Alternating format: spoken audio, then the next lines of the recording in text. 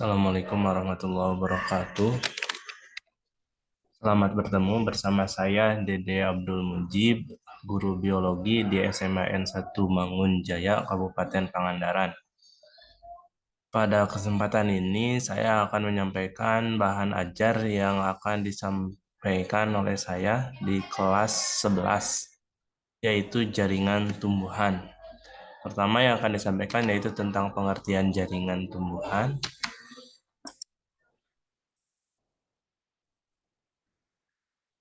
Jaringan adalah kumpulan sel yang memiliki bentuk dan fungsi yang sama.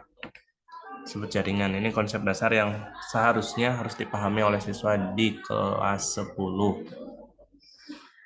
Tapi ini bisa diulang untuk mengingatkan kembali kepada siswa.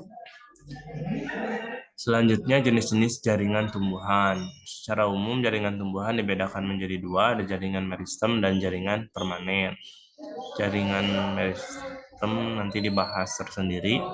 Lalu ada jaringan permanen. Jaringan permanen dibedakan menjadi 4, ada jaringan dermal, jaringan dasar, jaringan pengangkut, dan jaringan gabus. Jaringan dermal terdiri dari epidermis, jaringan dasar terdiri dari parenkim, kolenkim, dan sklerenkim atau konkimus sklerenkim disebut juga sebagai jaringan penyokong. Lalu ada jaringan pengangkut berupa xilem dan floem. Ini meristem. Nah, bahasan yang pertama yang akan disampaikan itu tentang jaringan meristem, yaitu jaringan yang terus-menerus membelah dan jaringan ini relatif sangat muda. Sitoplasmanya penuh, mempunyai kemampuan totipotensi yang tinggi karena kemampuan membentuk jaringan yang lain berupa jaringan dewasa. Nah, ciri dari jaringan meristem memiliki dinding sel yang tipis, bentuk sel isodiametris, kaya akan protoplasma, tidak mengandung cadangan makanan, vakuolanya kecil-kecil. Lalu selanjutnya ada macam-macam jaringan meristem berdasarkan asal perkembangannya. Ada promeristem, ada meristem primer, dan meristem sekunder. Promeristem itu jaringan meristem yang telah ada ketika tumbuhan masih dalam tingkat embrio. Kalau meristem primer itu meristem yang merupakan perkembangan lebih lanjut dari pertumbuhan embrio. Nanti ini berfungsi untuk pertumbuhan primer. Contohnya terletak pada ujung batang dan ujung akar. Sedangkan meristem sekunder itu meristem yang berasal dari jaringan dewasa yang berubah kembali menjadi embrional. Fungsinya untuk pertumbuhan sekunder. Contohnya berupa kambium. Nah, ini macam-macam jaringan meristem berdasarkan letaknya. Ada meristem apikal, letaknya di ujung. Ada meristem interkalar, letaknya di pangkal ruas batang. Lalu ada meristem lateral atau meristem samping, letaknya di sepanjang samping batang atau pada kambium.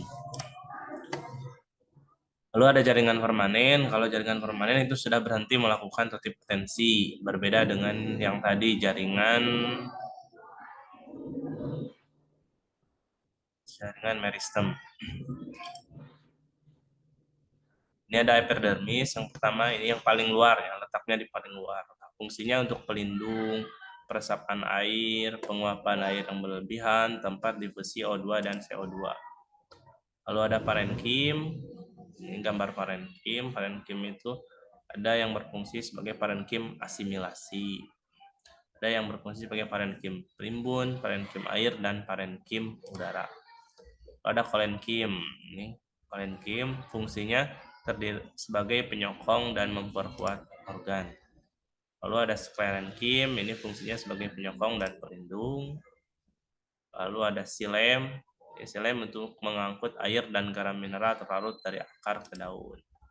Lalu ada floem, itu mengangkut hasil fotosintesis dari daun ke seluruh tubuh tumbuhan. Dan yang terakhir ada jaringan gabus, yaitu untuk melindungi jaringan lain agar tidak kehilangan banyak air. Mengingat sel-sel gabus yang bersifat kedap air.